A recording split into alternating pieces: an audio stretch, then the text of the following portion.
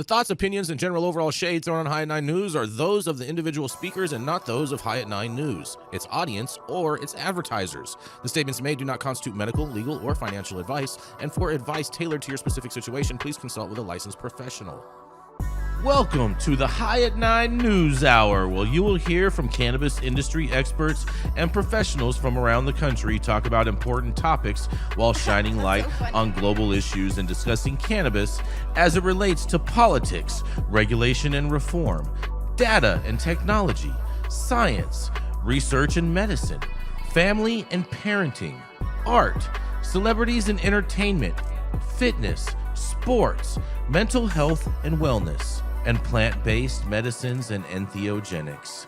Together, we are building a stronger community, fighting the stigma and creating change. With your host, Jason Beck, joined by special industry expert correspondents from around the country, and daily antics brought to you by Cannabis. Coming to you live every Monday through Friday at 9 a.m. Pacific Time and high noon on the East Coast. And thank you all for getting high at 9 with us.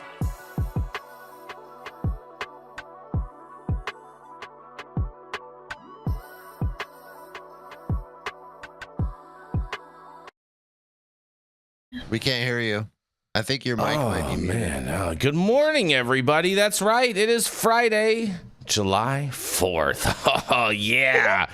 Yes, and today is America. Yes, yeah, we're gonna get there, guys. We're gonna get there. Just hold on a second. Easy there. Hold your fireworks. We're hold your excited, fireworks. bro. Yes. We're excited. Today is National Alice in Wonderland Day. Get lost in the hole. Oh, God bless, Jesse. It's the morning show. Man, I see what you did there, Jesse. I see what you did there. The morning show, guys. She goes down the hole.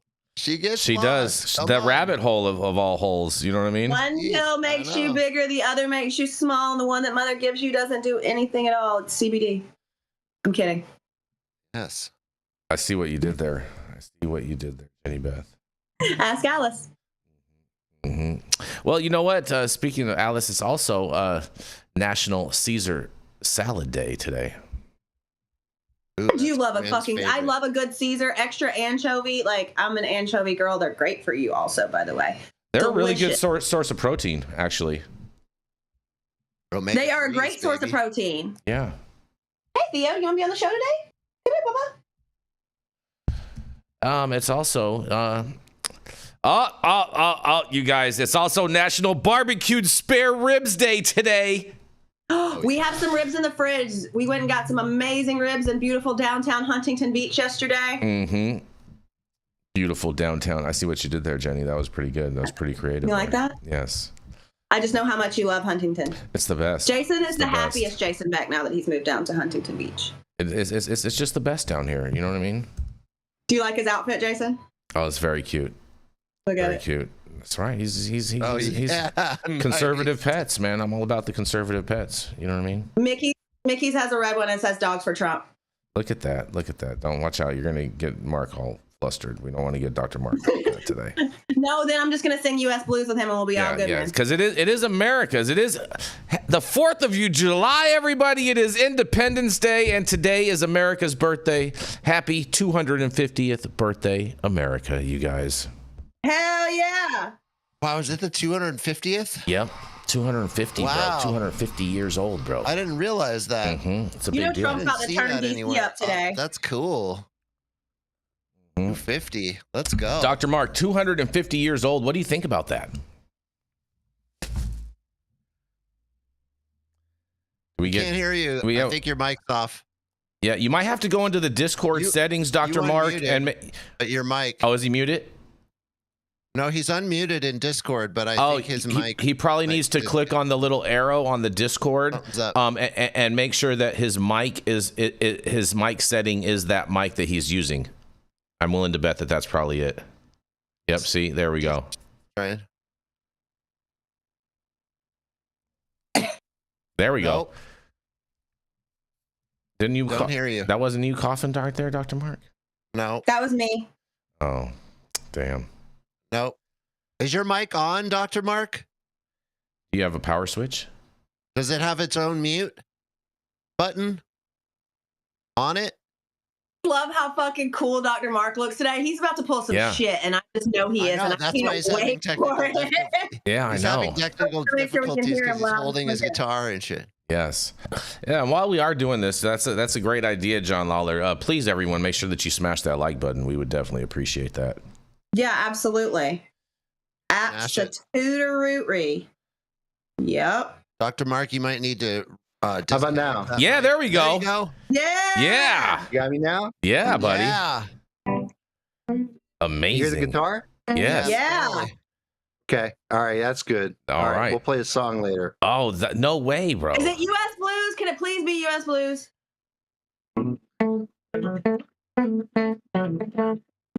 No. Red and white. You know what? I have shoes. you know what, Dr. Mark, this could be actually really, really cool because I also have Congressman Rohrabacher over here today, and maybe I'll get him to he's here, and so maybe I'll get him to grab a guitar too, and maybe we can have a little, you know what I'm saying, Americana jam sesh at the end of the show for the 4th of July. Don't make me go in there and get the tambourine and the piano. Oh my God, that would be so freaking awesome. Possible. You never know what could happen, bro. It's the 4th of July. It's America's birthday, you guys. Yeah. And yes, and thank you all. And also at the same time too, I know that you guys all wanted America's #1 daily cannabis news show. That's right, Jenny Beth. And you guys, I know you guys wanted to see me in a Speedo today, but we got Jenny Beth in an America bikini today. I figured you guys would enjoy that more than me in a Speedo, but nonetheless, you guys. Yeah. Thank you all for joining us and getting high at 9 with us. It's also high noon on the East Coast. And please remember to like, share, and subscribe to us on all social media platforms. You can look up above and down below to see exactly where we live on the internet. And we are live every Monday through Friday on YouTube, Rumble, Twitch, X, Instagram, Facebook, Kick, as well as on our very own website at www.high9news.com. So welcome to everyone joining us from any one of those platforms, you guys. And we are kicking it off with Miss Jenny Beth Dills, dressed as America's sweetheart today on America's birthday. That's right, with Conservative Pets 101. It is none other than Miss Jenny Beth Dills. Remove my puppy. Yes. Good morning, guys. Happy 4th. Happy 4th. I hope you guys are all, spending this with people that you love. And, we are grateful to live in this amazing country, the best, and as Trump said in the war room yesterday, the hottest country in the world. Oh, yeah, skillets. Yeah, we are so back, baby. We are so back. We're big and we're beautiful. Mm-hmm. All right, so big news from one of my favorite states in the United States. We're going to leave the contiguous United States and go over to Hawaii. Because Honolulu Governor Josh Green has signed into law HB 302, expanding Hawaii's medical marijuana program, and Hawaii Sustainable is going to be in the chat and be like, this is fake news, this is not true. So I understand it's scaling back a little bit from what you guys have had, but it's a hell of a lot better than they were trying to do to you, pumpkin butt. So despite previously calling a key provision a grave violation of privacy, the new legislation broadens access, allowing more patients to qualify, including via telehealth, and permits dispensaries to offer hemp products alongside medical cannabis. Now look, you guys, Hawaii figured it out first. Isn't that cute? Parity between hemp and cannabis. Wow. It also strengthens oversight by targeting unlicensed cannabis sales and authorizing criminal penalties. Just days ago, Governor Green had threatened to veto the bill, citing concern that giving the state health department warrantless access to patient records constitutes a grave violation of privacy. Yet over the weekend, he reversed course and signed HB 302, signaling a shift on a measure he once criticized. The expansion comes as Hawaii's medical marijuana program has seen a dip, with only around 30,000 registered patients, down from a peak at over 35,000. Officials hope the law will reverse that trend and improve access while balancing concerns and patient privacy. Governor Green now faces the challenges of ensuring the health department oversees patient information responsibly without chilling patient participation. So, listen, access. I understand Hawaii. I want you guys to have weed. I love going over there. I love speaking. I love everything about it. If you guys are in Hawaii in February, come check it out. I speak at the freaking Hawaii Cannabis Expo every February, and I love to do it. I love the people, the spirit, the food, the everything. So I am so excited that you guys are getting something done. I know it's not perfect. I know it's not enough, but hey, one step at a time. Okay. Theo says high five. Throwing it back to you guys. Hawaii. I think this definitely, I agree with you, Jenny. This definitely is a lot better than what they were attempting to pull over there. That is without a doubt.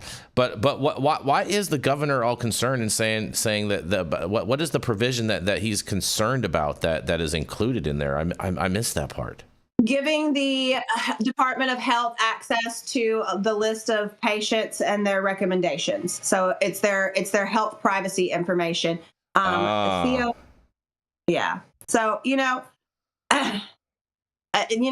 Colorado, we went through this, and everywhere that has a medical program, we went through this. You don't want access, but you don't necessarily want your name on a list that the government can access because, well, most people who use cannabis or have been in this for a while don't necessarily trust the government. Anybody who's awake and paying attention usually doesn't trust the government. God bless. We had to listen to Hakeem fucking ramble, rant, and rave for fucking, 8 hours and 47 minutes yesterday about absolutely nothing. So, Timo Obama is definitely not instilling trust in anyone. So I understand not trusting the government, but at some point you got to risk reward. And hopefully people will be enthusiastic about participating in Hawaii's medical program. Fair. Sorry, I had to talk shit about Hakeem Jeffries. I'm just like, is he still? Make it quit. Dr. Mark, Jesse, what do you guys got to say about this Hawaii? That's great. I mean, you're going to have this balance when the way that these medical programs have all rolled out in every state, as Jenny Beth said. You're always going to have this as a problem. I mean, it happened in Montana. The medical card list that was created by becoming a medical patient before recreational was a thing 2 years ago. It's always been a problem, but people do it. People are going to get their cannabis, and people are excited to be legal. A lot of people are excited to get cannabis and treat their backache or their rheumatoid arthritis or their glaucoma or their PTSD and do it legally. And finally, if it is a good feeling when you finally have your card and you can go into a dispensary and you can just like, wow, the first time that happened. So good for Hawaii, man. It's we're stepping towards the right direction. Sometimes it's one step forward, 2 steps back, but hey, we do what we can. Dr. Mark, Are they allowed to home grow? Yeah, That is the question. I believe so. Yes. That's huge. Yeah, if that's another. I think they did. I think that was all. But with the card only. Yeah.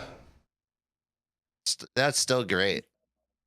Well, I mean, it's for their medical program, so of course you're going to need the card. You know what I mean? And also, this is kind of cool because you can inspect. The Department of Health is going to inspect the qualifying patient's medical records held by the physician, advanced practice registered nurse, or hospice provider. So hospice providers can also give medical recommendations in Hawaii, which is actually a fucking. Oh, that's a huge win. Yeah, that's a huge win right there. That's good. I mean, like, listen, we need to give medical practitioners the ability to practice.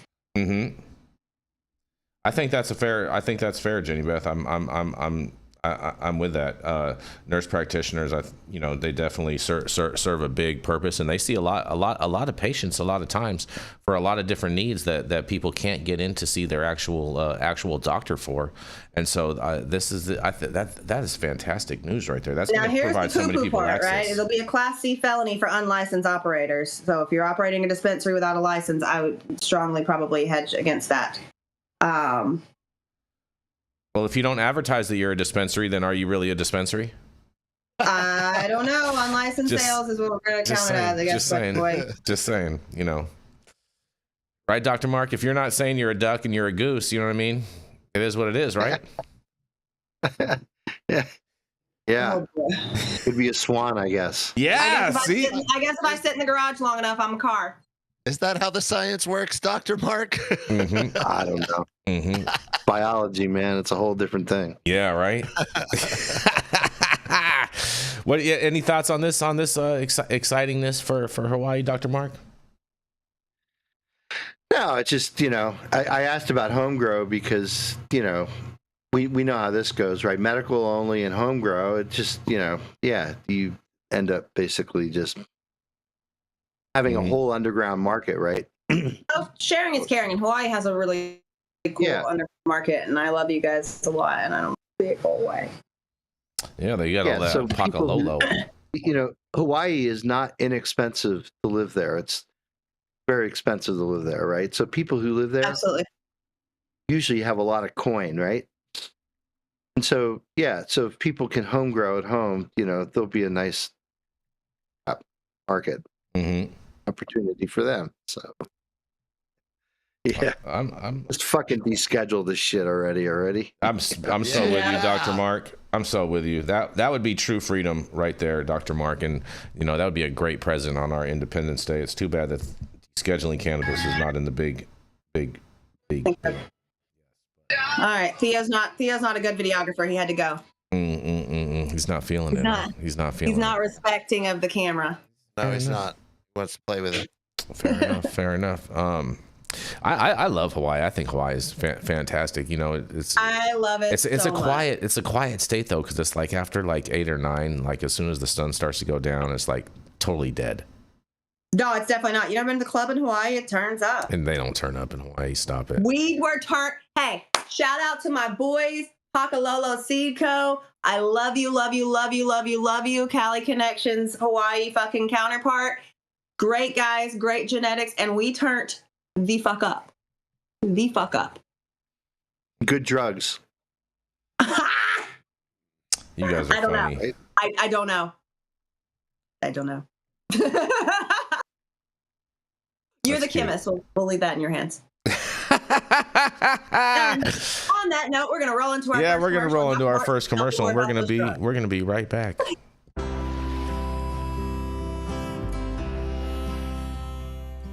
Oh man, your knees still bothering you, man? Yeah, my left one, And I'll tell you what, I've been using this new CBD cream, and it works like a miracle. CBDs? I done heard about them CBDs. I was out there on them Twitters the other day, and I heard they get you high as a kite. Well, not this stuff.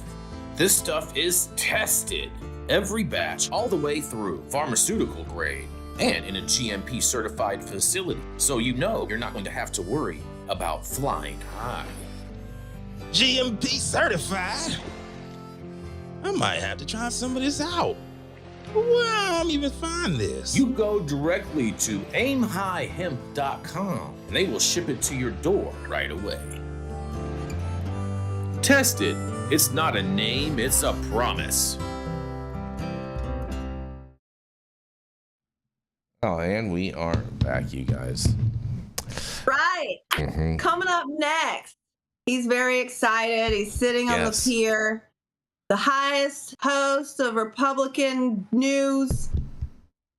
Sorry, that one fucked up. My little buddy, Jason Beck, the best guy, the longest running first operator, whatever he wants to call himself today. I'm with it. You can be whoever you want to be because this is America. America. Yeah. Jason Beck. America. Jesse looks so confused. Yeah, and I love it. She's on one today, you guys. Just watch out. It's America's birthday, and she's gonna turn up. It's the start of the weekend. It's a holiday. Jason, I'm just grateful. I'm happy. I'm with it. Well, let me tell you something, man. There's a lot of things going on in New York, and they say there's a rise in New York adult cannabis use, and it could spark a public consumption debate, you guys. Oh, man, I don't think the public consumption has risen, but it's definitely more in people's face. But as the number of New York adults who regularly use adult use cannabis trends upwards, groups looking to curb the increase plan to pressure state leaders to restrict public consumption and reduce adverse health risks. New Yorkers over the age of 18 who regularly smoke or ingest cannabis to get high has increased nearly 17% from 2021 to 2023, according to a state health department report released last week. The report revealed that 14.7% of New York adults have used cannabis in the last month, with just under half reporting using it almost daily. Young adults ages 21 to 24 use cannabis the most over the age groups, and the LGBTQ community sees double the rate of marijuana consumption than others. In a quote, they say, a 30% increase in daily use is nothing to scoff at, said Everyone's favorite, Kevin Sabet, president and CEO of Smart Approaches to Marijuana.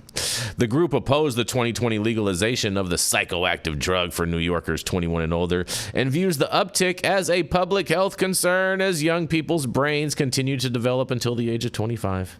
Sabet said the state is threatening to repeat similar mistakes made during the height of big tobacco as smoking cannabis increases the risk of lung issues and memory function, and research is ongoing about the impacts of cannabis use on the cardiovascular system.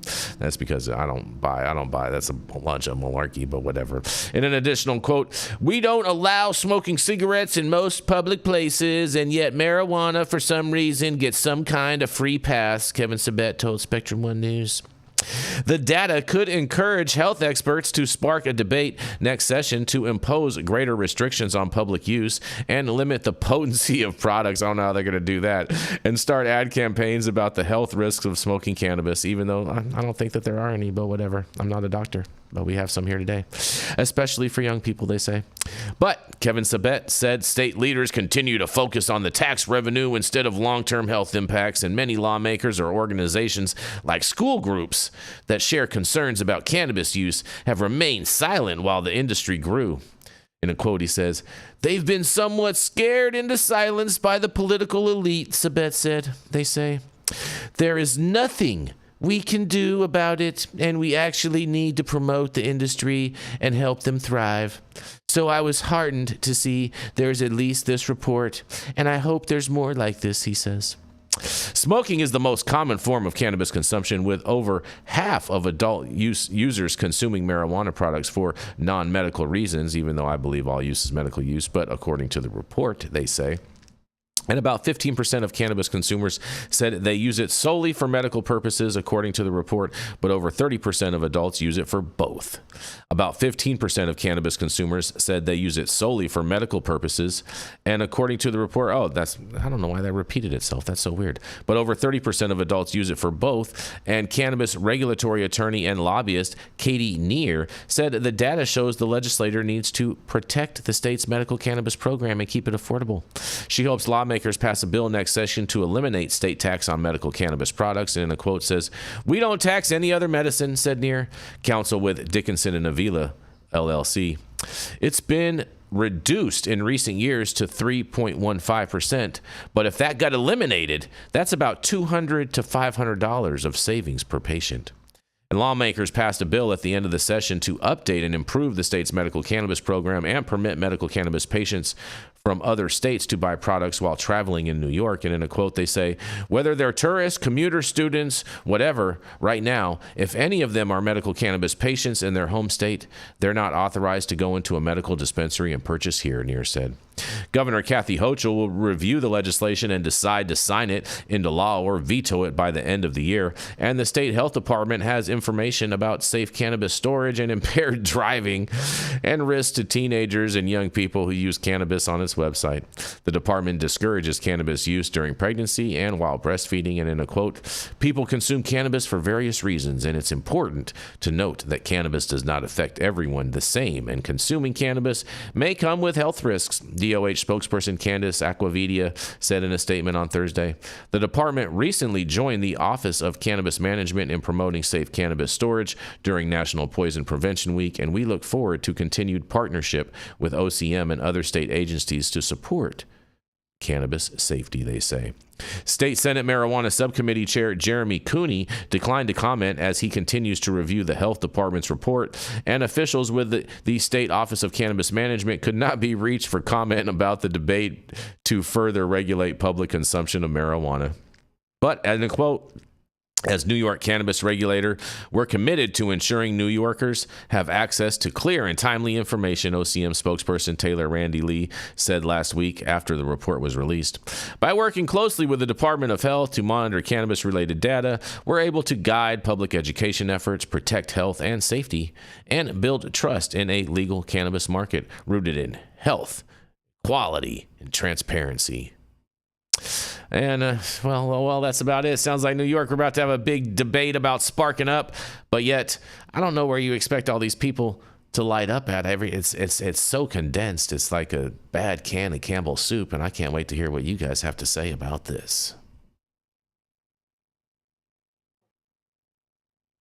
Well, first things first, I don't know why the good people at Campbell's had to catch a stray.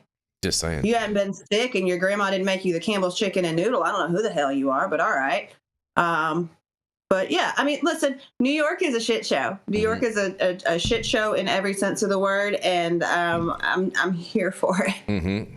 I'm here for it. But I would love to see some patient savings. That would be great. I think that and I'd love to see the reciprocity component kick in as well. I think that would be fantastic too. I'm all here for that. Here we go.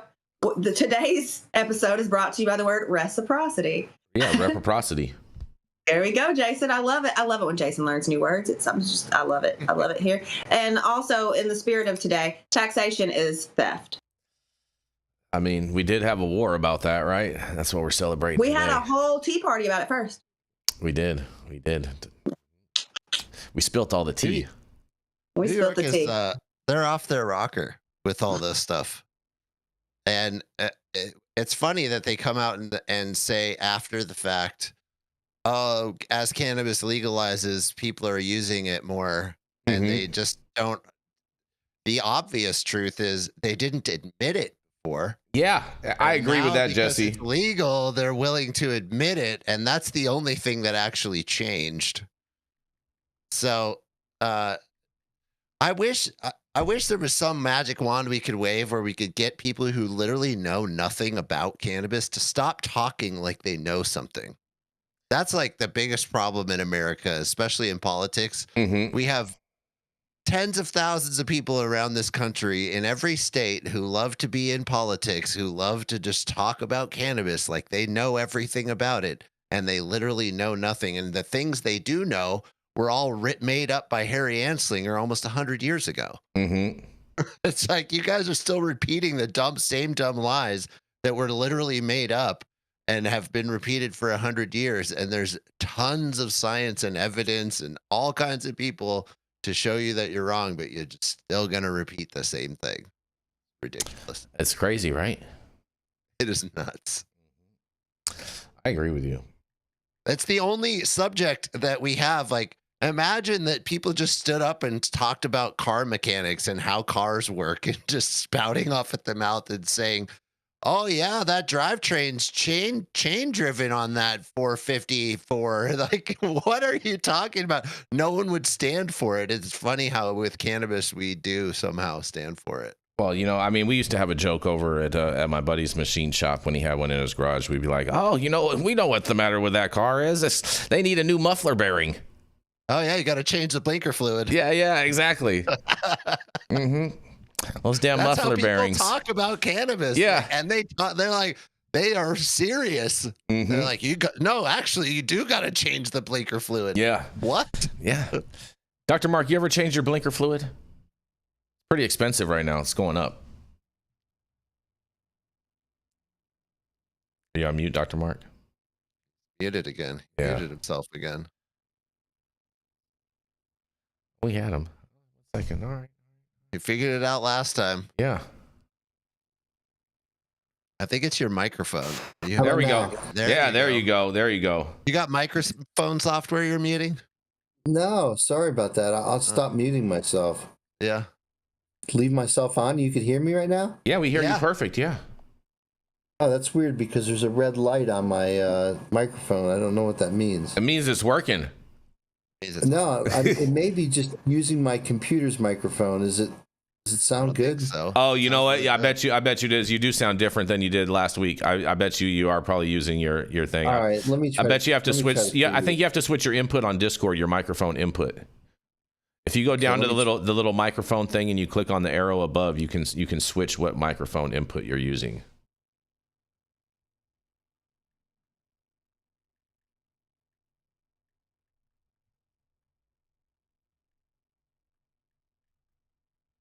I just find it fascinating that they're all up in arms about people smoking cannabis in New York. It's like, come on, like you guys have like real, like you guys have like real sewage problems. The rat shit and the trash stench isn't enough. Exactly. You guys have like so many other bigger problems that are way more bigger public nuisances than people smoking weed. Like, stop it. Stop the ridiculousness. Not to mention, you have $0 for any type of enforcement to do anything, and so it's like totally pointless to be even talking about it for New York to be mentioning this. Oh, now he's off again. Shit. So, damn it, Mark. How about now? Oh, there we go. Yeah. Whatever you type. Is that the old microphone? Nope. That's your new microphone working right now. I can tell the difference.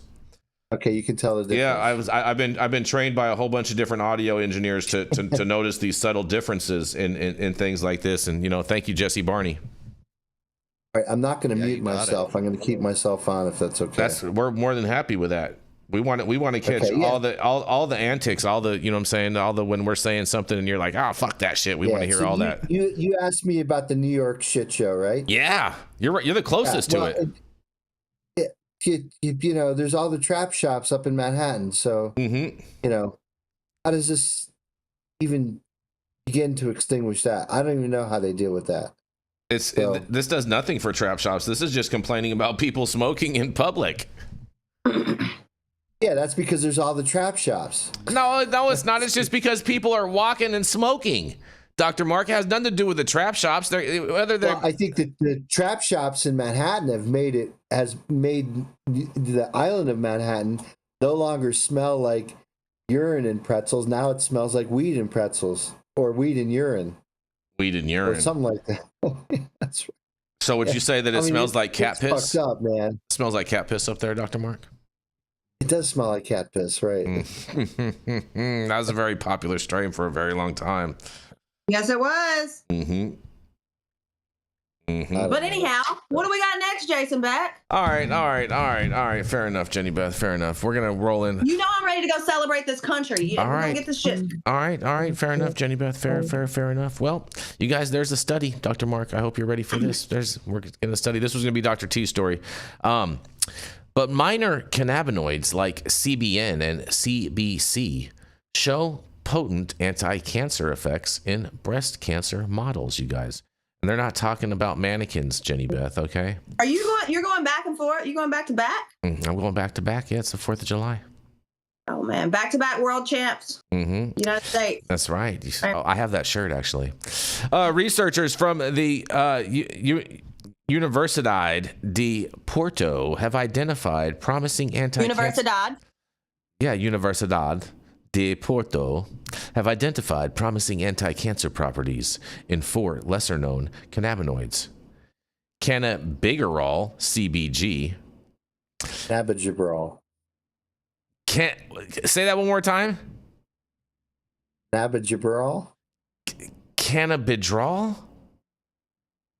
Yeah. Cannabigerol. CBG. Yep, CBG. Yep. Cannabidivarian, CBDV.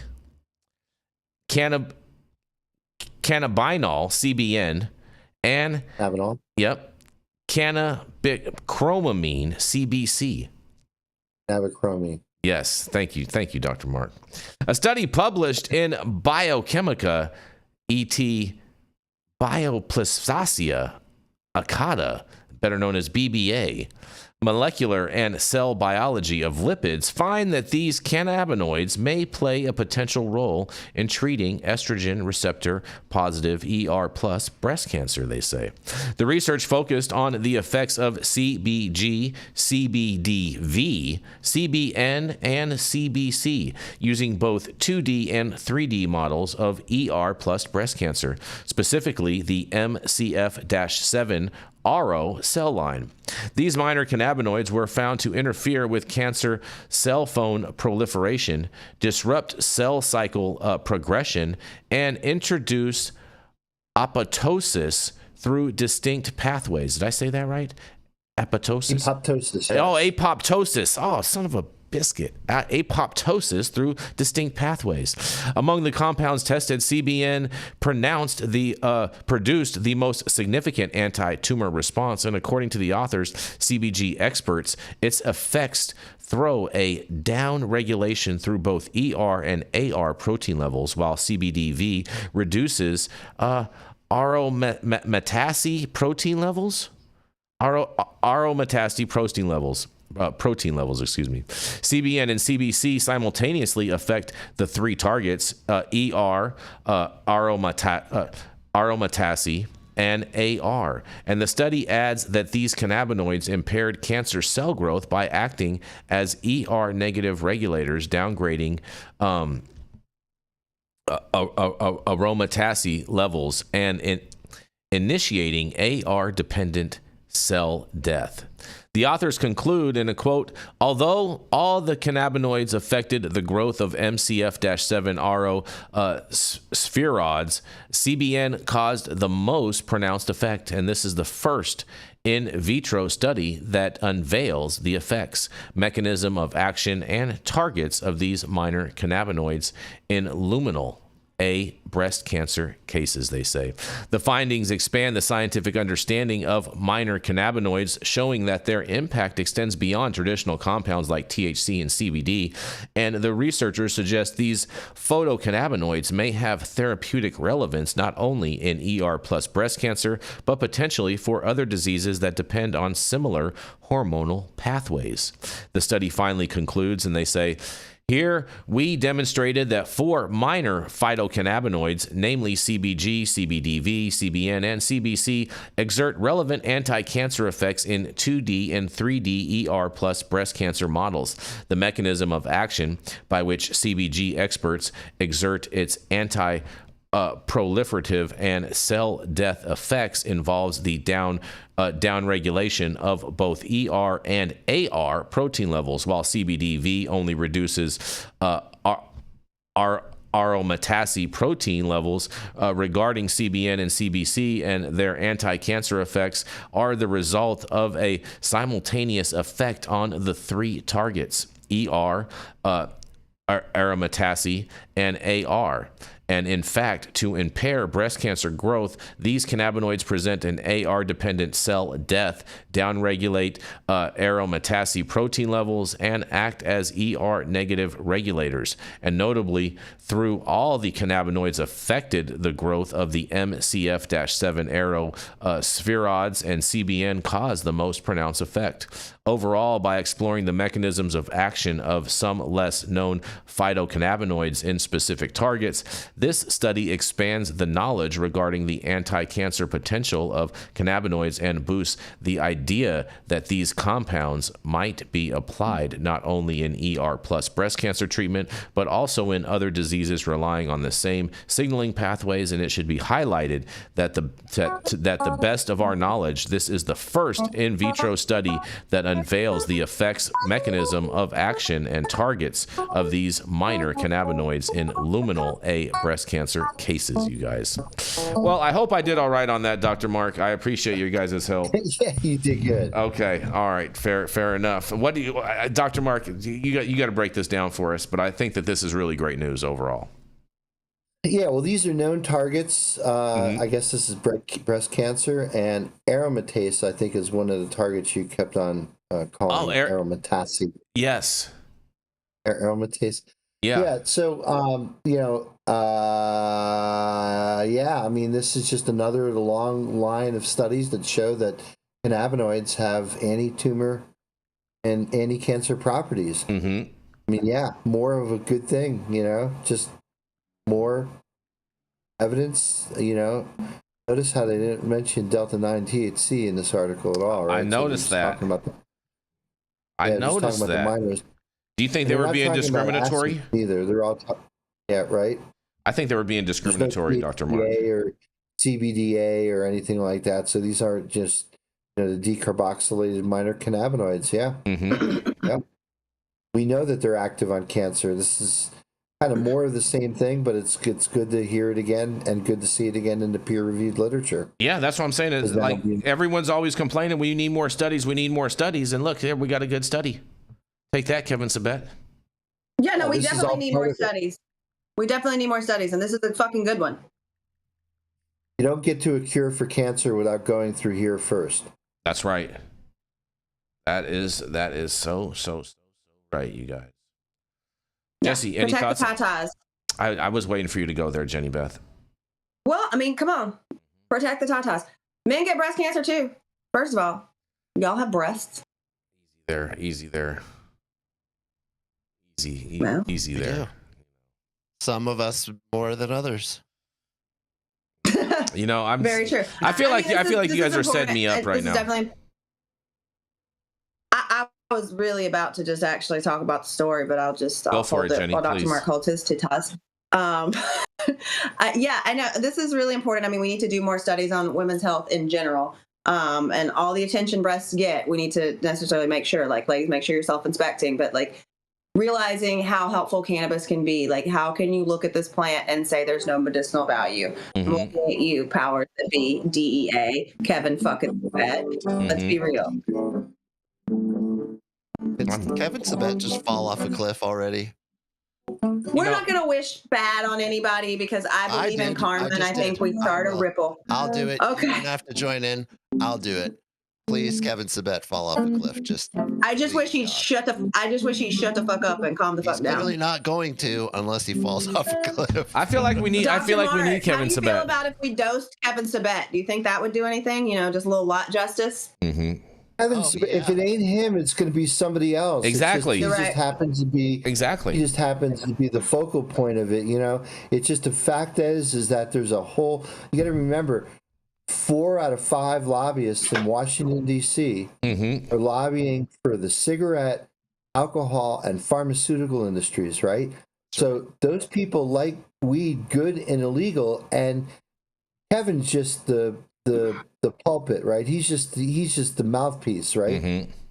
If it ain't him, it's gonna be somebody else. They'll get somebody else with a PhD in, sociology or some shit like that. Yeah. Who will be launching all this stuff. You got to look at like who's paying for that work, right? Yeah. Who pays for all those studies to show that weed is so bad and weed is so terrible? Well, again, there's a lot of powers to be make a lot of money off of prohibition. Yeah, they don't want things to change. Fair enough. And man. And on that, we're gonna roll into our next commercial, and we are gonna be right back. Happy 4th of July, everybody.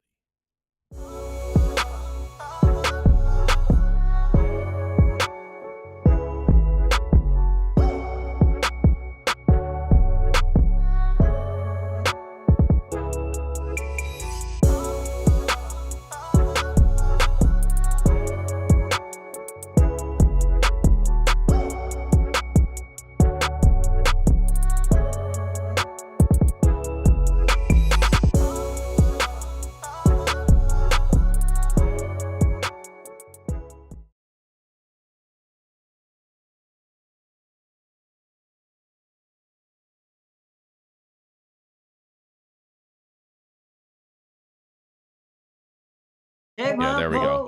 Oh, look at that. Oh, yes. Go ahead. Keep playing, Dr. Mark, while I do this. Go ahead. Yes. Stop whatever you're doing. Make sure that you smash that like button. I know we'll appreciate it. You'll appreciate it. And YouTube will appreciate it. Also, make sure you subscribe to the channel if you're not subscribed already. And all of the articles that we cover on today's show, you can read on our website immediately following the show, or maybe some of them are even up there right now. And make sure that you go into the description of this video and support all the sponsors that help us make this show possible every day. And make sure that you use the link in there and order yourself a case of Liberal Tears energy beverage, 150 milligrams in every can. Yeah, milligrams. Yeah, you like what I did there? Milligrams in every can.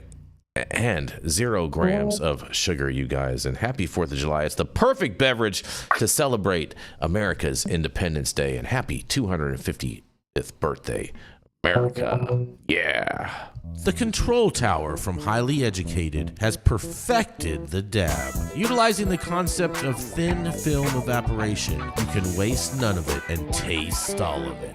The micro texture of the SE pillar increases nucleation at elevated temperatures. And with the tower propelling at 2,600 RPMs, it's certainly the most efficient dab experience to date. The Control Tower from Highly Educated. It all with puppets and did such a fucking great job. I can't believe Jesse. Love it. I can't believe Jesse's never seen Team America. I'm shocked right now. Shocked. I'm shocked. Jesse, you're gonna have to watch that today. It came out when I was in my hardcore fundamentalist phase of life, and Freedom isn't free. it was like it was off the list. It was like not okay to watch. Folks like you and me. Freedom costs a bucko. Is that the one where that's the one where it's created by the South Park creators, right? Yeah. Yes, it is. Yeah, and the Islam guys are walking around and they're all durka durka. Yeah, durka. Jenny Beth, are you gonna? A lot of stuff about it. Jenny Beth, are you gonna introduce Dr. Mark? You damn right I'm going to. Okay, all right. Good All deal. right, joining us now, Dr. Mark Scialdone, cannabis chemistry wizard by day, deadhead guitarist by night, and everyone's favorite all-around good guy. When it comes to the science of the plant, this guy knows his stuff, and he might just melt your face with a guitar solo while he's at it. Here, up next on the High at 9 News, Dr. Mark. Yeah. Scialdone. Yes. Right. Tells me he's got more than coffee in that cup. I didn't want to say Scialdone 3 times. I kept throwing it in there. All right, folks. Happy Friday. Happy birthday to the United States of America. God, how many years are we now? 249. I looked it up. It's not 250 yet. And of course, 1776. Yeah. To 2026. All right, whatever. We're entering the 250th year. Yes. 249 It's years. okay, Jason. We're going to work on shapes and colors tomorrow. It's perfect. It's a republic if you can keep it. That's right. We're keeping it. So, my story today comes from Massachusetts, and it's entitled Massachusetts Revokes First Cannabis Testing Laboratory License.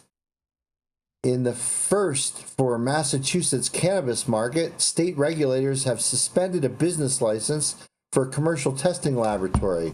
The suspension of Assured Testing Laboratories licensed by the State Cannabis Control Commission comes amid scrutiny, a nationwide scrutiny of lab testing results and open accusations of THC potency inflation and other fraud. Other fraud in this industry? No way, right?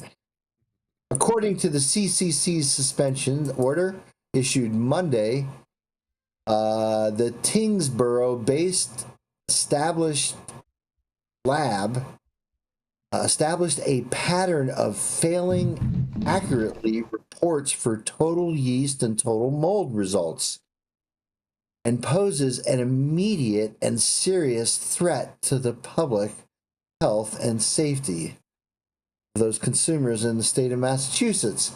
However, no product recalls or other enforcement actions have been accompanied by the order. The lab must cease operations by 12:01 Friday Eastern Time, Friday a.m. I guess that was early this morning, under the order, but has 21 days to request a hearing.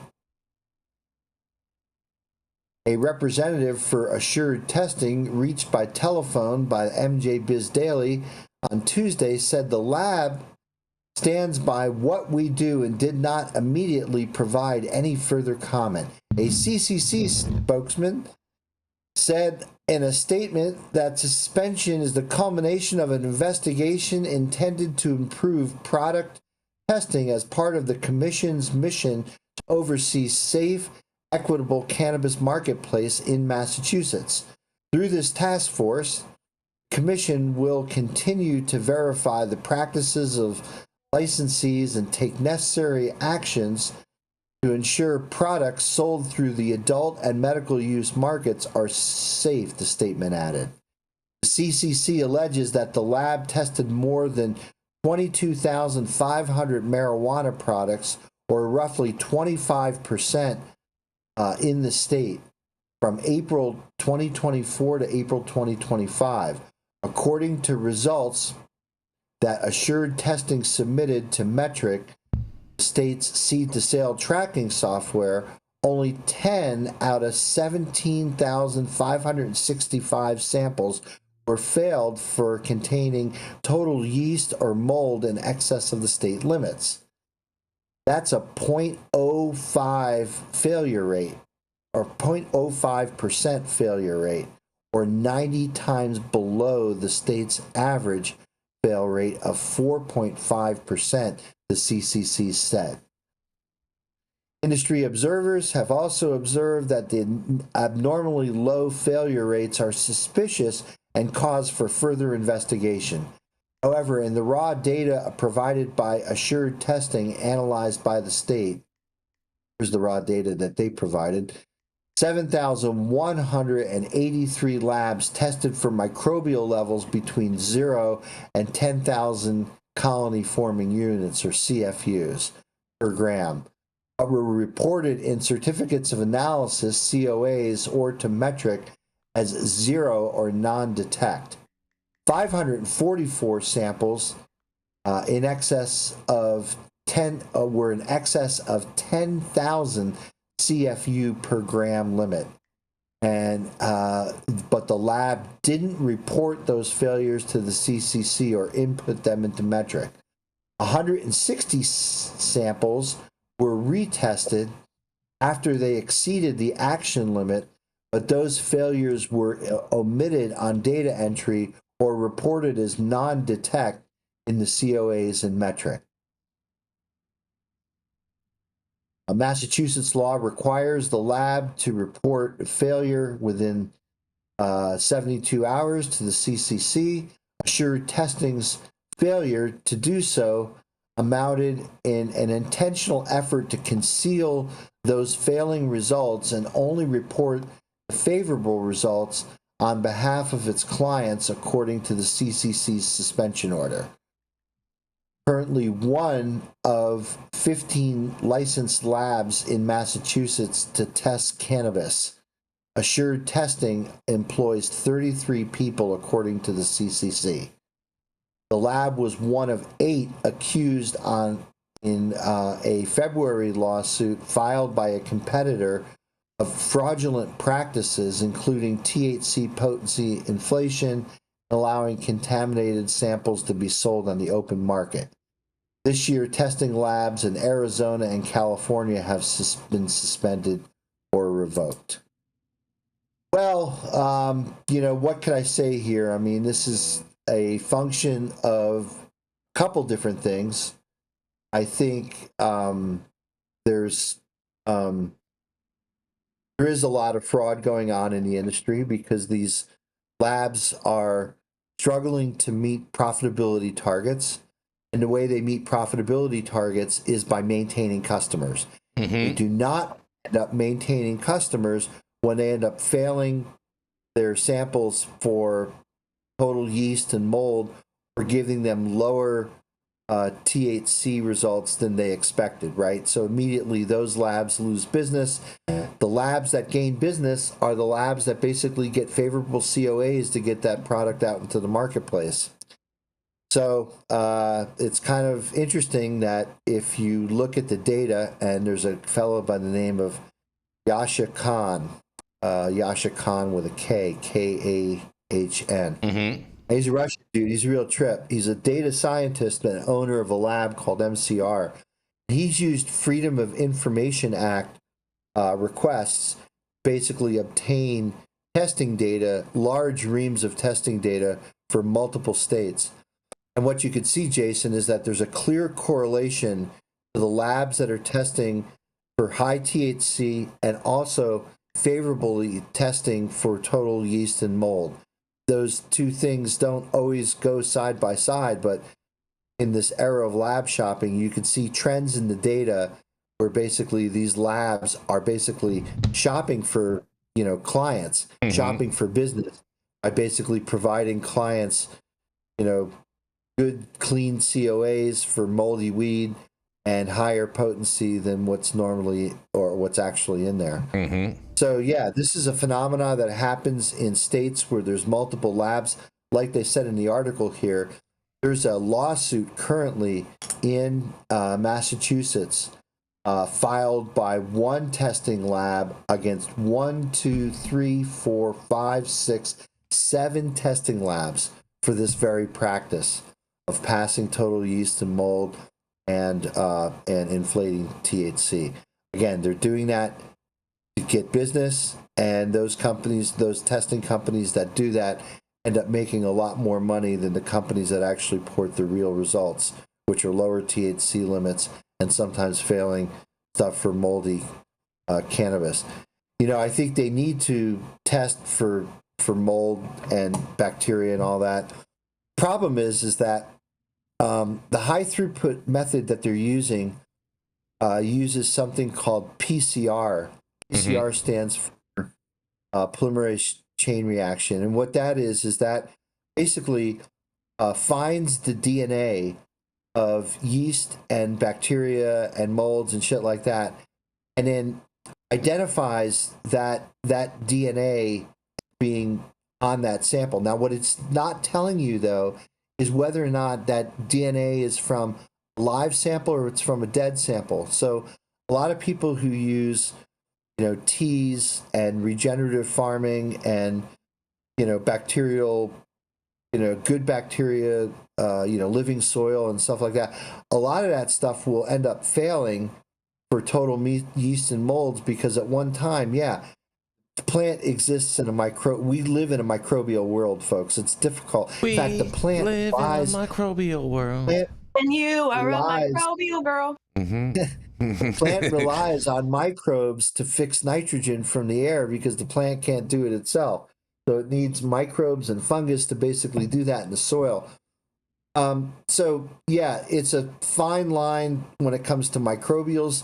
Certainly the THC potency inflation, we've talked about that quite a bit on High 9. That's has to do a lot with prohibition economics, the dispensary, the psychology of the dispensary purchase. You're in there, you're looking at the aquarium, you're looking at the couches, you're like, oh my God, I'm paying through the teeth.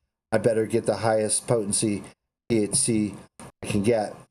So, THC testing does matter, especially at the wholesale level when you're buying and selling flower for extraction. Certainly, you'd probably more favorably get more extract from buying a 20% flower than you would buying a 10% trim.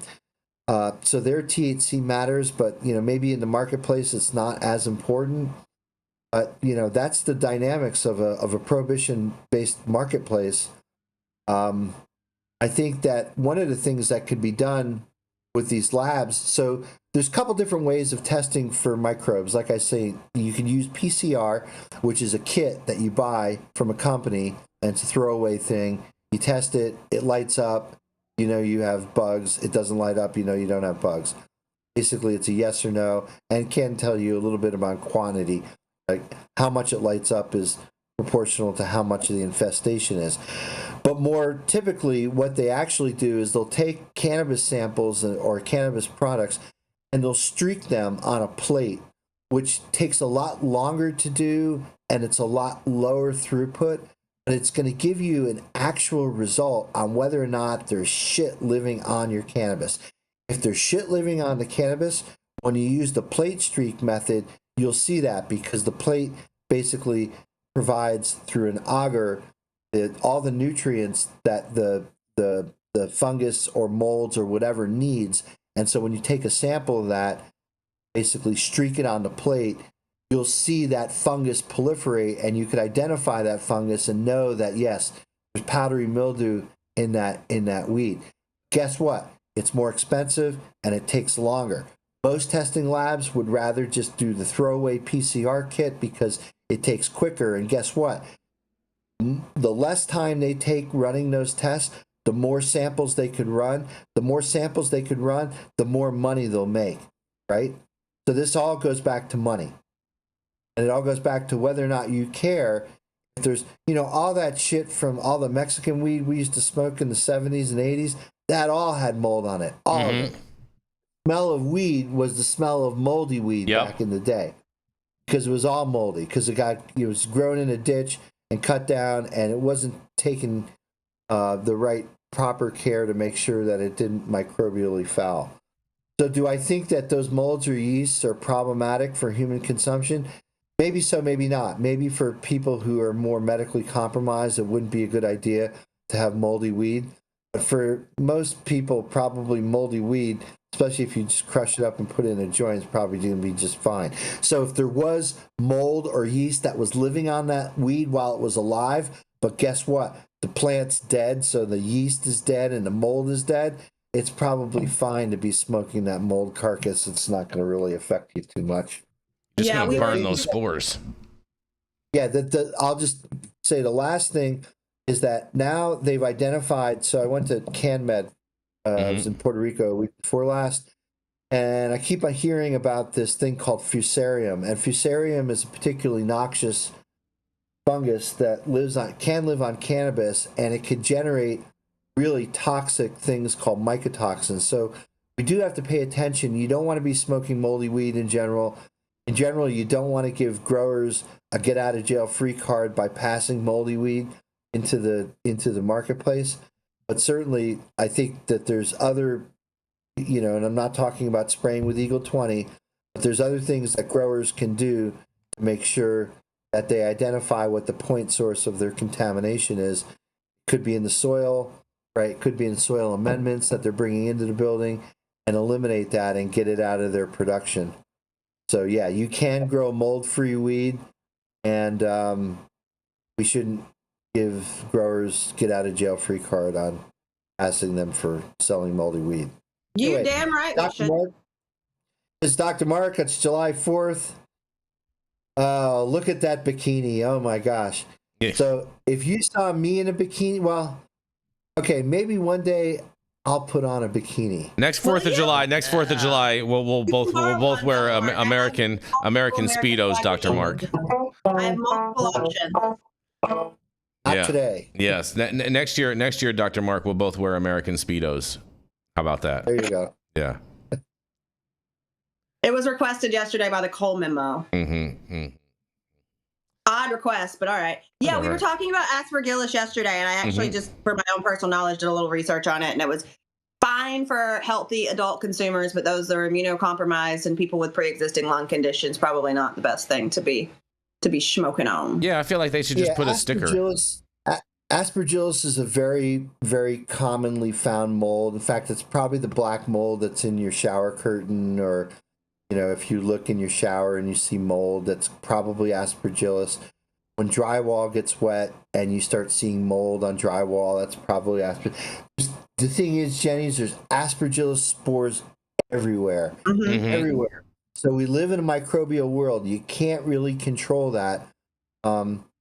Yeah, it's difficult to kind of really put your finger on, does this total yeast and total mold thing really cause a problem?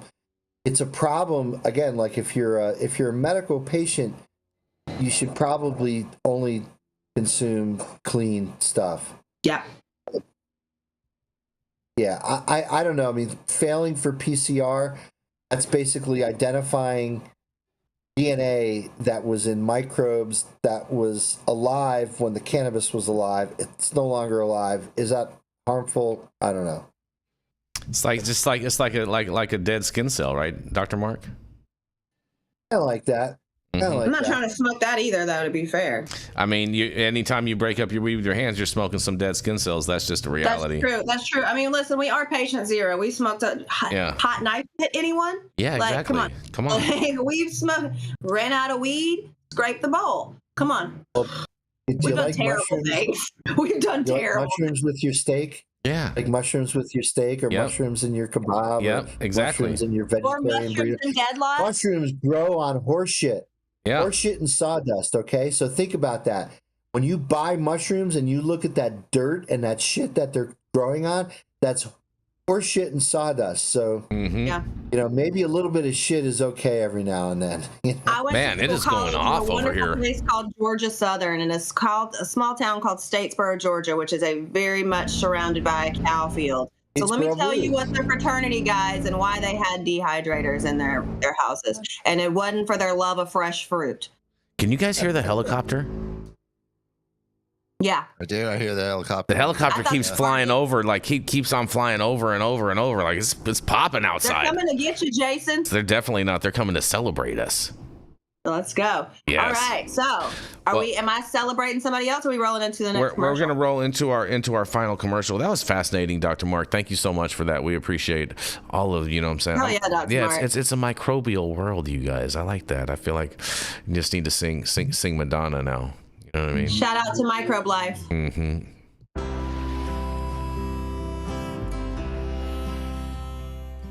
Oh man, your knees still bothering you, man? Yeah, I left one, you know? But I'll tell you what, I've been using this new CBD cream, and it works like a miracle. CBDs? I done heard about them CBDs. I was out there on them Twitters the other day, and I heard they get you high as a kite. Well, not this stuff. This stuff is tested. Every batch, all the way through, pharmaceutical grade, and in a GMP certified facility. So you know you're not going to have to worry about flying high. GMP certified? I might have to try some of this out. Where I'm even find this? You go directly to aimhighhemp.com and they will ship it to your door right away.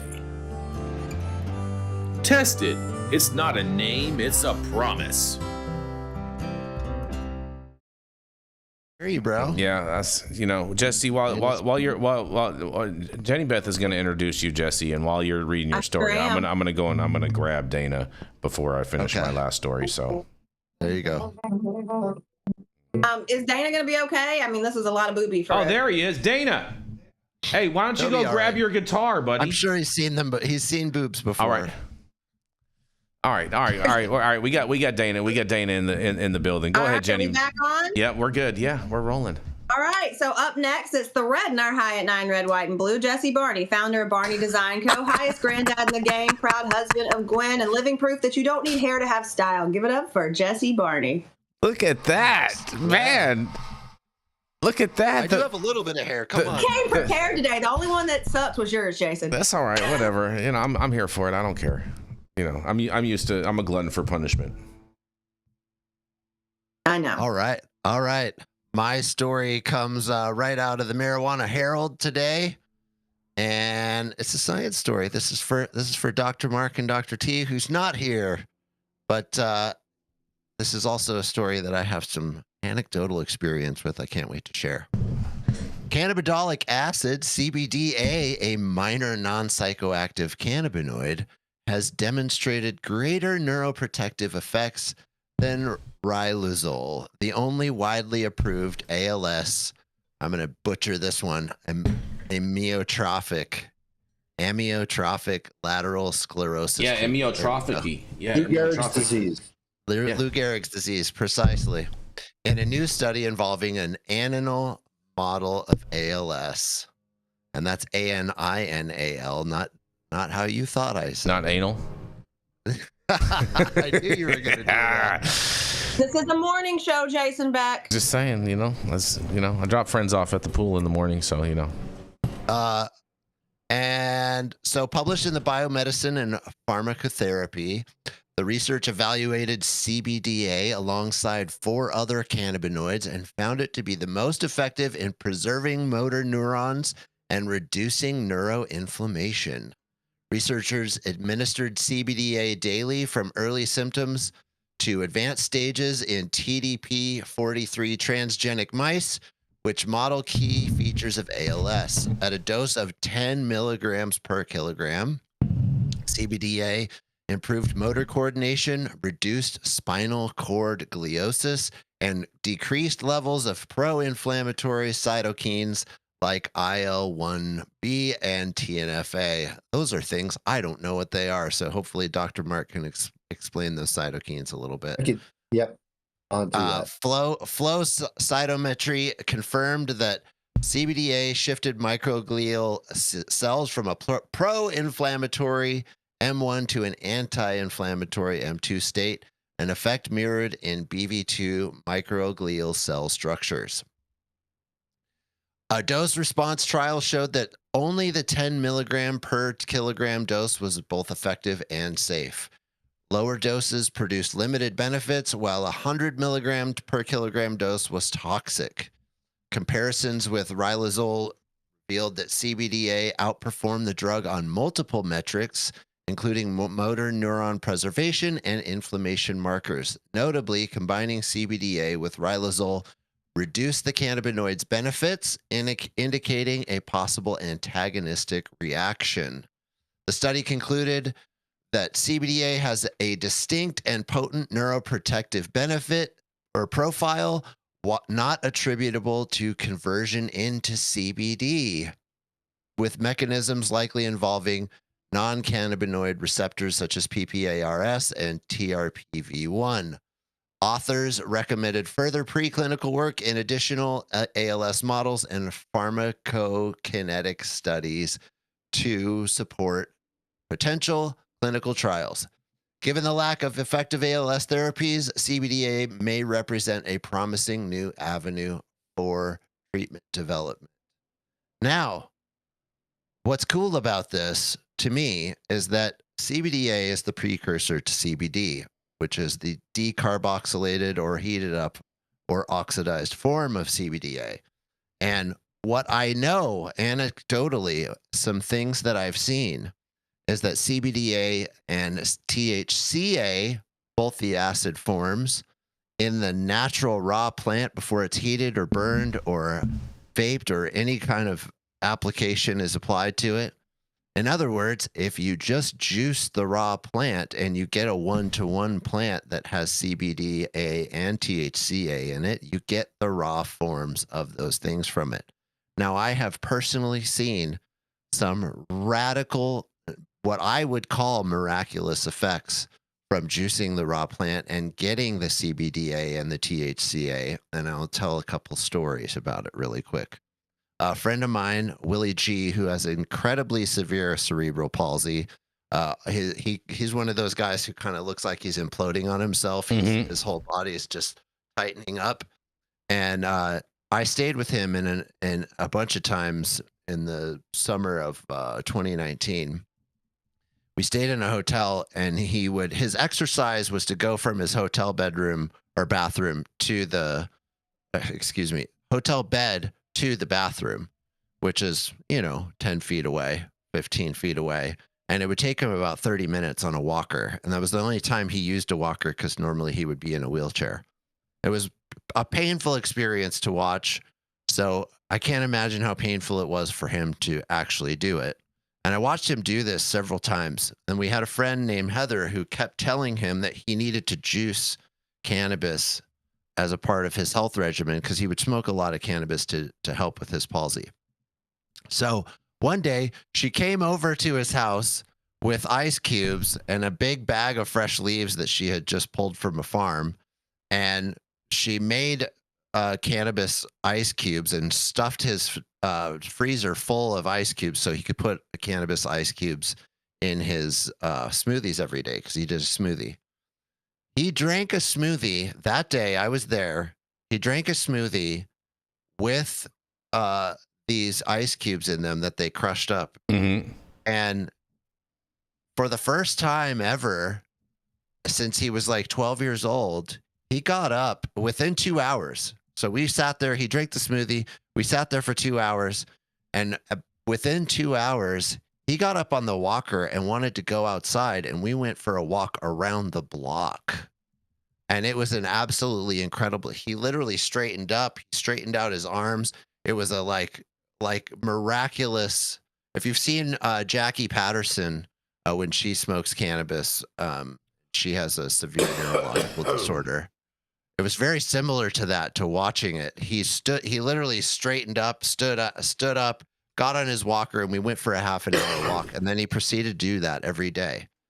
And then I've seen multiple different stories that like cascaded into a whole bunch of stories, interactions that we had, where a bunch of people with these neurological disorders like ALS from juicing raw cannabis have had miraculous effects. So I just want to make people aware of it. If you have access to raw cannabis, you should be juicing it. It's extremely good for you. If you have a neurological disorder of any kind, it is 100% worth trying if you can get a hold of some. If not, if you could figure out how to get a medical card and grow it yourself and juice it or ingest raw cannabis, it's incredible. You should try it. And we need to be telling this story. And this is a great study that is confirming that this raw acid is affecting these neurological disorders. So, Dr. Mark, can you tell us a little bit about what the cytokines or cytokines are? Decreasing the inflammatory cytokines is? Yeah, so cytokines are large molecules that are acting like hormones, and they elicit various reactions. So pro-inflammatory cytokines, you mentioned TNF alpha, that's tumor necrosis factor alpha. You mentioned, I think, IL-2, which is interleukin 2. There's a whole family of interleukin proteins that are involved in inflammation. And so what happens is the cell is responding to various stimuli. And so one of those stimuli, and one of the reasons why the acids are so active here, Jesse, is that the cannabinoid acids, and particularly CBGA, seems to block something called store-operated calcium entry, or what's referred to as SOCE.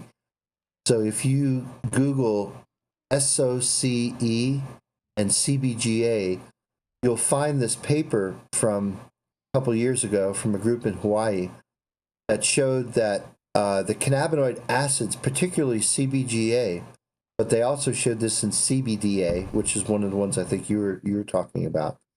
Mm-hmm. And it basically shuts down this calcium current into the cell, and stopping that particular calcium current also results in the lower release of pro-inflammatory cytokines. So when calcium comes into the cell and these pro-inflammatory cytokines are released, inflammation occurs, right? Because it's usually some type of autoimmune disorder, similar to what happens in COVID, right?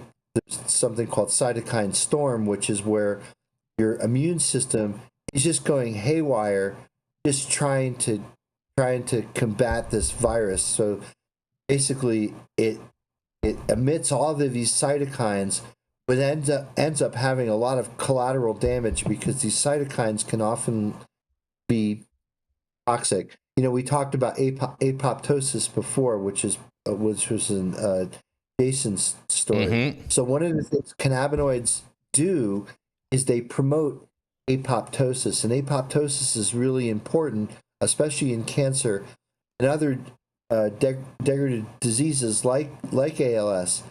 ALS is really, it's like one of those diseases that they really didn't really have any working models for how to create therapies to it until they figured out that the CB1 receptor is super, super important in the progression of the disease.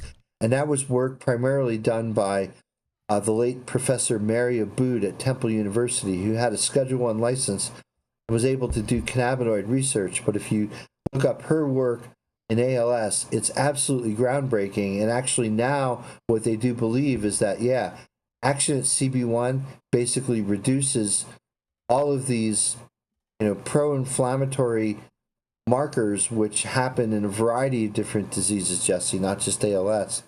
But ALS is certainly something that, again, this is the therapy that they're using now to basically combat it.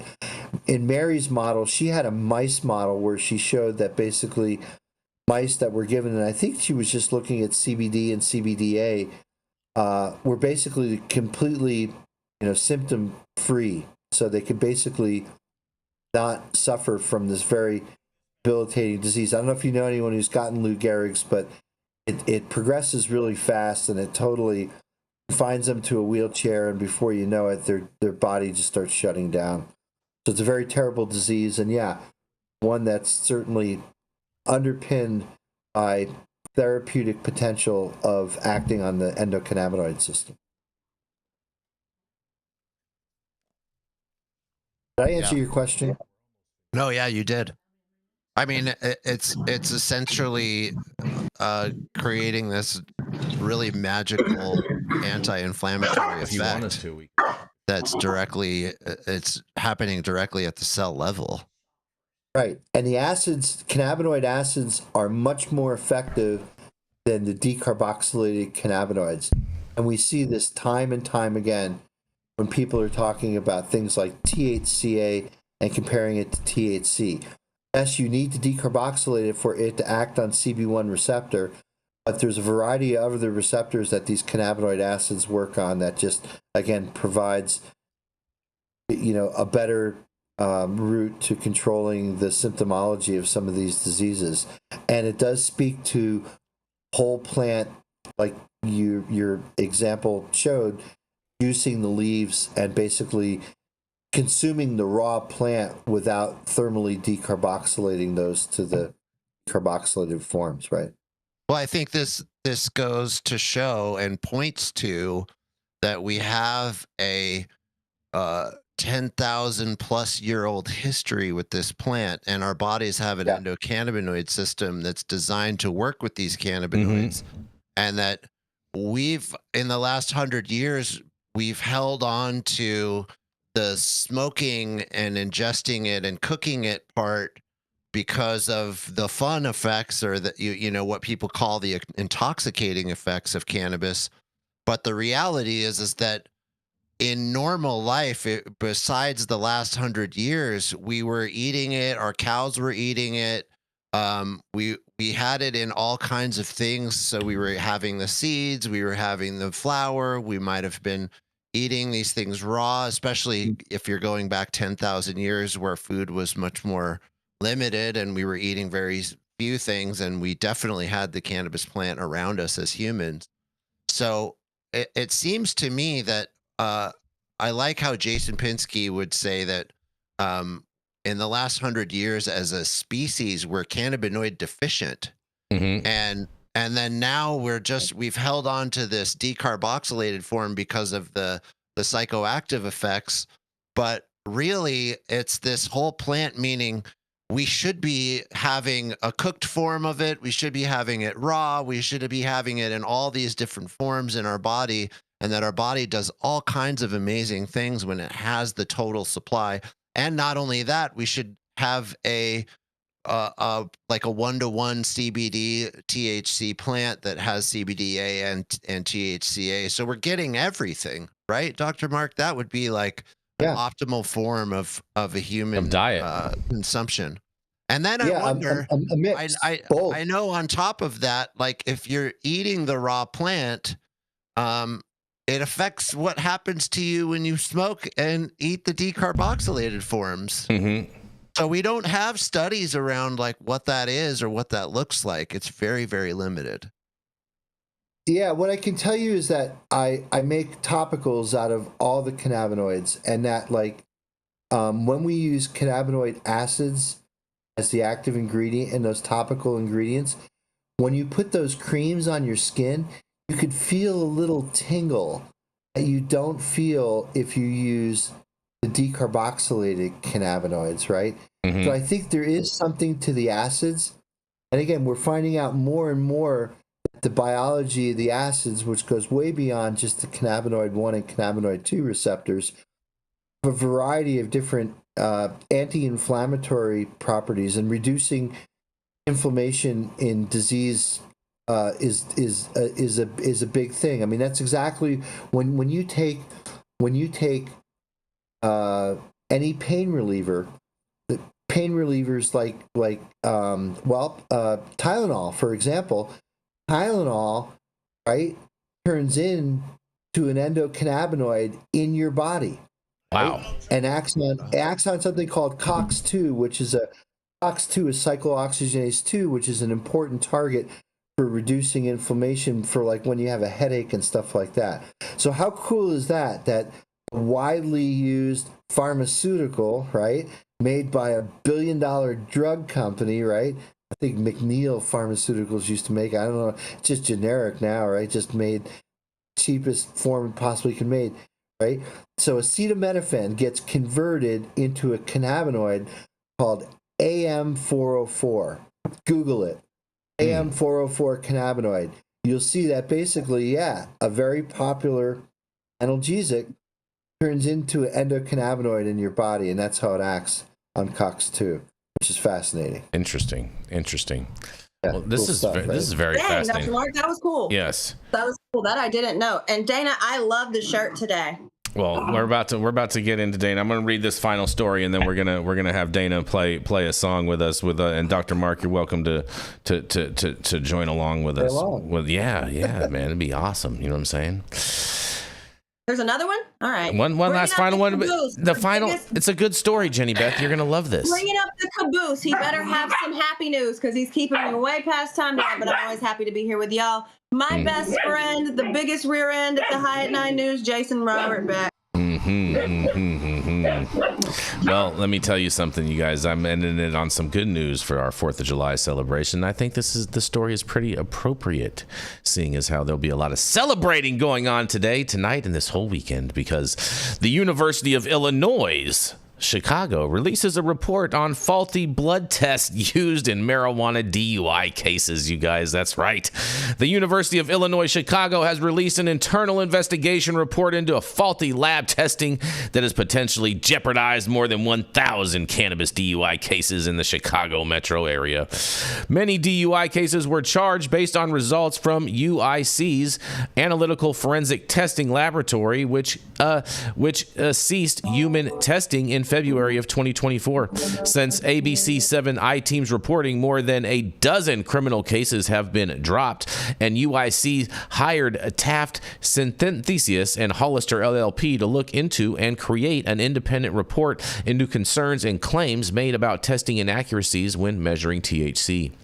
At issue are the results that were unable to distinguish Delta-9 THC from other commonly incurred THC isomers such as Delta-8. And the lab had notified police departments and prosecutors' offices in Illinois that there may have been problems with some results. Criminal defense attorney Don Ramsel, who represents clients charged with cannabis DUIs, told the I-Team that the report is just a corporate whitewash, he says. In a quote, "The University of Illinois hired a law firm to represent them and, in my opinion, to fend off 2,000 lawsuits that they would be facing otherwise," Ramsel said. The report concludes that UIC's analytical forensic testing laboratory methods should have been modified, in quotation marks, to distinguish between two related forms of THC. However, it goes on to say that nevertheless, the reliability of those test results may be confirmed on a case-by-case basis, it says. Something Ramsel does not believe is true. I don't believe it's true either, but nonetheless. In an additional quote, "Now that the labs have been closed for over a year, that means every sample is incapable of being retested, despite what some lawyer might write in a position paper," he claims. ABC7's chief legal analyst Gil Sulphur said the results of the law firm's analysis don't absolve UIC's lab of wrongdoing, and with a key figure at the former lab declining interviews by the investigative team. In a quote, they say, "This was unusual, I think, though, because the report really took pains to say that although errors were made and although things were not done that should have been done, it doesn't necessarily mean that all tests were wrong from the get-go," Soffer said. Well, it's all bullshit. Anyways, he pointed out that the key figure at the former lab declined interviews by the investigative team, and in a quote, "First, will there be a criminal penalty here? Will someone be found to have deliberately misled somebody else? And unclear from this report, it didn't find that someone had misled, but it also doesn't rule out the possibility, and I could see further inquiry there, Sofer said. The other question is, could somebody, the lab, be held liable in negligence for what happened here? Ramsell added that there are still many unanswered questions, and to suggest that you have completed the investigation, I think is laughable, he said. And UIC declined to talk to the I-team about the report, and the Cook County State's Attorney's Office said it will continue to review any cases that may have been affected by faulty testing. The DuPage County State's Attorney's Office declined comment on the report, but it has already dismissed 19 cases involving the UIC lab testing to date, you guys. This is great news. I feel like we all know all this lab testing is a whole bunch of malarkey anyways, and I can't wait to hear what you guys have to say about this. You know what? Shout out to the citizens of Chicago. You guys just got a little bit more free, and some of you probably just got your charges dropped. I think 19 of them did already. Well, that's not enough. Well, we know a lot more are going to get dropped ultimately, but you know, this is just the start. This is just the start. Drop them. This is just the start. Drop them. Mm-hmm. Any you want to opine on this at all, Dr. Mark, or should we just go into song time?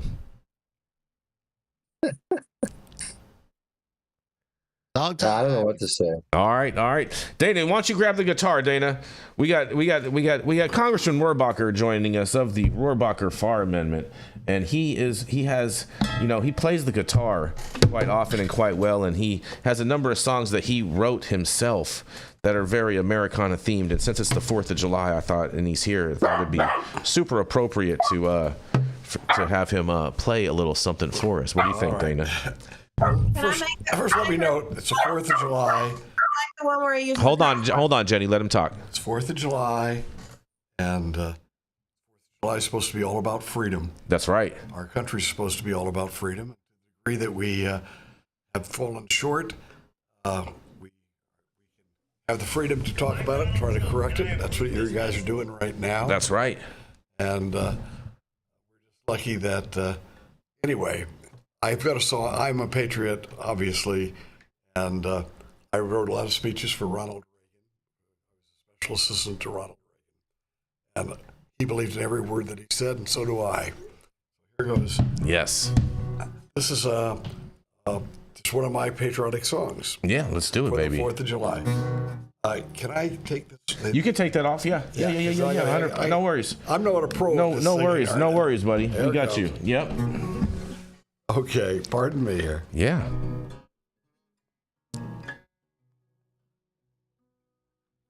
God bless America. God bless our freedom.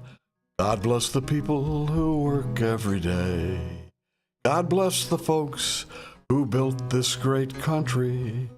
God bless our rights to speak and to pray.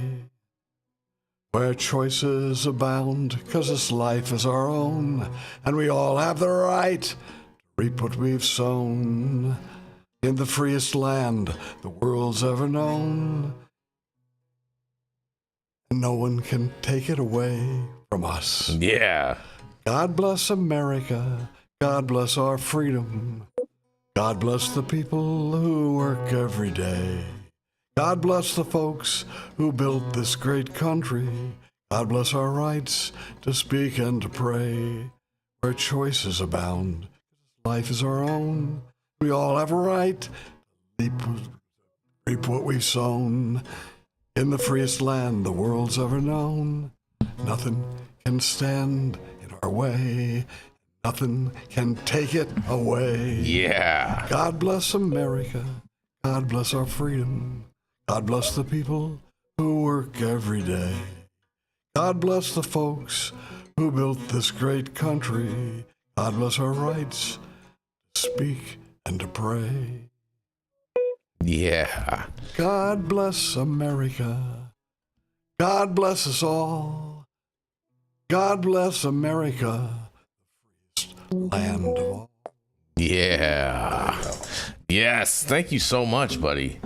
Yes. No, thank you. It's all about being on the team. Well, I'm on the team. It was Freedom Team. That's right. And let me say, I'm proud that I'm remembered by groups, a lot Yeah. of groups. That's the author of the Rohrabacher-Farr Amendment Yes. that limited the federal government's right to come into states that had legalized the medical use of marijuana. Exactly. For God's sakes. Exactly. So I'm proud of that.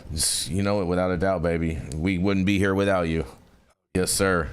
Be Yes. able to get high at 9 with you guys. That's right. That's right. Dr. Mark, any final thoughts, Dr. Mark? Any little tunes? Can you hear me? Yeah. Yeah. You hear the guitar? Yeah. Not yet.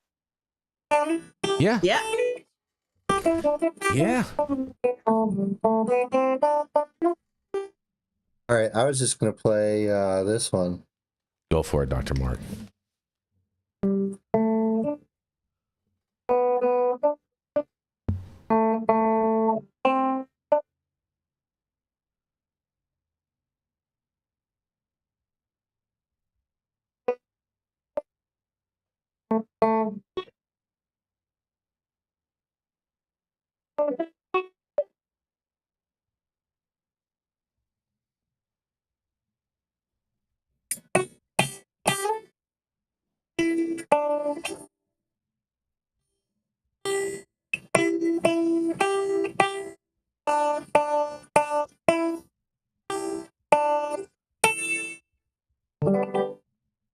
Yeah, nice. Yes. Yeah.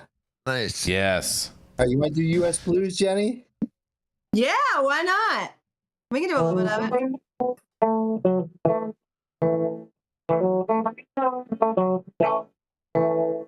Red and white, Right.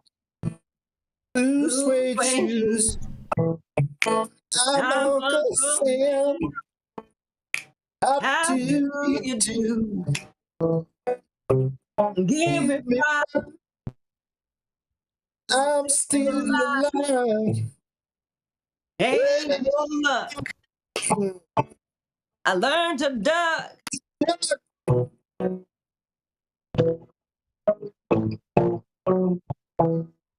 Check my pulse. It don't change. Stay 72. Come shine. When Wave the flag. Pop the bag. Rock the boat. skin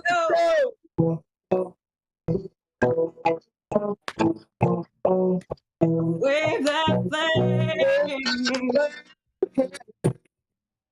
Wave that flag.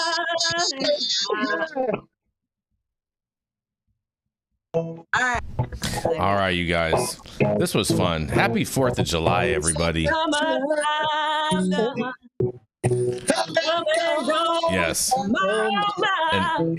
And happy birthday, America. Thank you all for joining us and getting high at 9 with us every Monday through Friday at 9 a.m. Pacific and high noon on the East Coast. And big shout out to our audience and supporters for tuning in daily and listening to the insanity that is the developing cannabis industry. Huge thank you to Aim High Hemp Distribution, Tested, and Catalyst for helping us keep the lights on over here. And thank you to our correspondents for being absolutely amazing as well as musically inclined. Thank you to Cannabis Sativa L for giving us all a reason to do this every day. And thank you to Cloud Media partners Elias and Kai out there in the metaverse. And thank you all for tuning in and getting high at 9 with us. We are America's #1 daily cannabis news show. Happy birthday, America.